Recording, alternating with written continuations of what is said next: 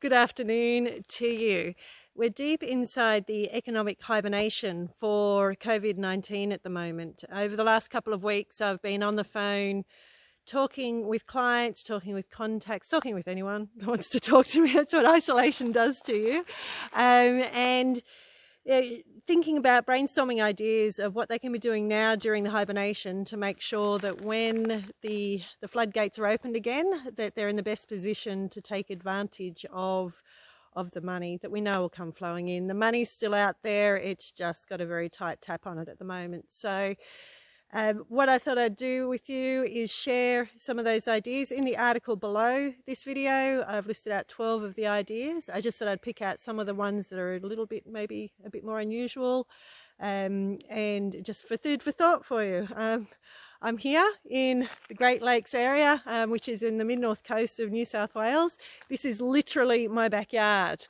So I'm out mountain biking. As the people that know me well, I do a lot of outdoor sport, and so I'm out mountain biking, doing a bit of work now, mountain biking back, so I'm completely within the regulations.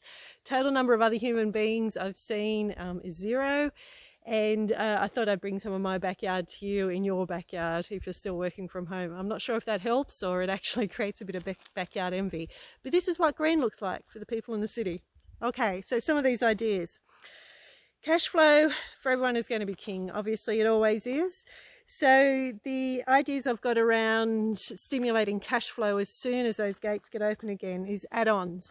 So what can you be delivering to your clients that is perhaps a bit of an add-on to your core service?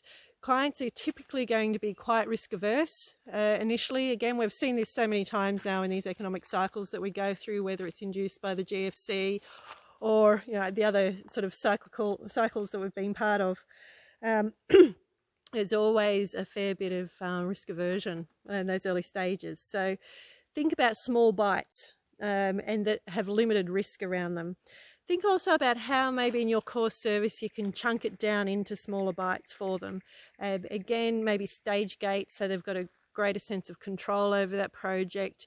Think about what sort of budget limitations might be in place and how you might shape your service to fit within those budget limitations. Another key theme I write on in the article is about strengthening relationships. I think that's where most people have headed to in this period, is having more conversations with new business prospects, more conversations with potential referral partners and getting them to know more, to know you more, and you to know them more. 2 points I've brought up in there is to upskill your client's team is a really good, useful, valuable thing to do. So if you've got knowledge that they might want within their team, whether maybe it's a little bit of project management skill, budget management skill, it could be IT skills, could be anything. Have a bit of a think about what you might be able to do for them. So what training might you be able to provide, say for free to your clients to make them better at their jobs so that they can get more value out of the work that you do.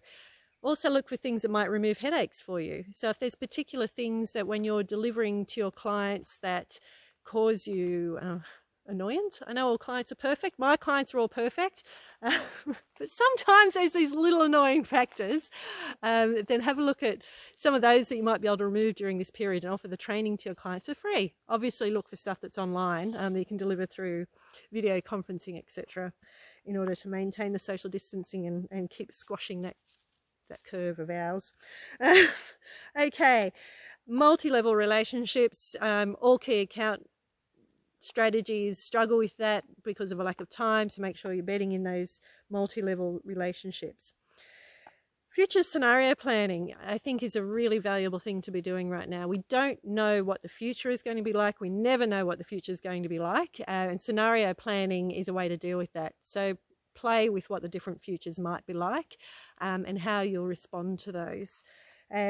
Look at how your value proposition might change in different scenarios and how you might respond operationally to those. Some really interesting thinking can happen there. What do you mean you haven't done any work on your value proposition for a while? Join the club. Value-driven culture. One of the key tools that you've got for driving value for your clients is your company culture. and it gets neglected quite a lot in terms of really being strategically developed. Now's the time to have a think about that. Another key theme I write on in the article is pitching stronger.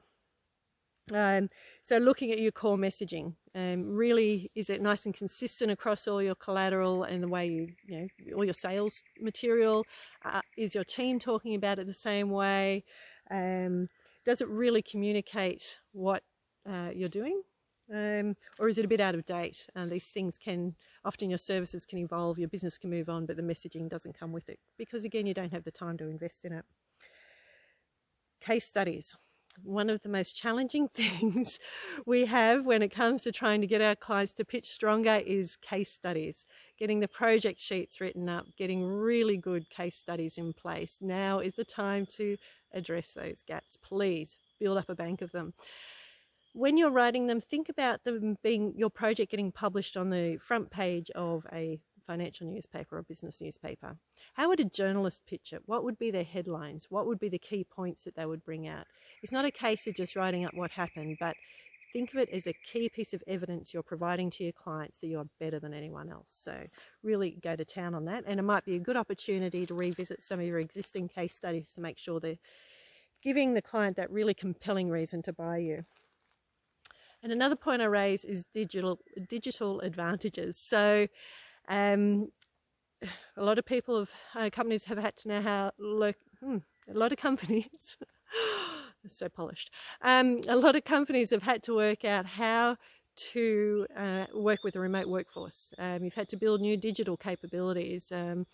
And so now you've got new capabilities in the business. Have a bit of a look at those and see if there's any value that they are potentially going to provide to clients moving forward. It gives you greater flexibility, greater responsiveness, and all those sorts of things. So have a look at how that might now work in to your value proposition and the advantage that you can build within your company.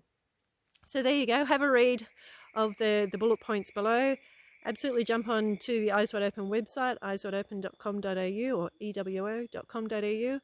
And if you want to have a chat about any of the points raised, please just click the buttons that are at the bottom of the page, and then, we'll get in contact and have a chat.